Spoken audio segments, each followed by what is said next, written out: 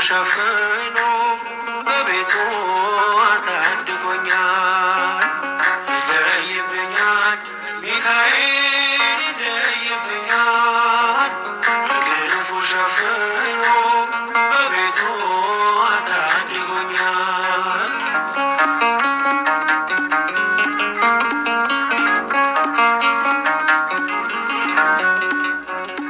አያምርብኝ በዘነጋው ታሪኬን ሚካኤል ነው ያስጌጠልኝ ሕይወቴን።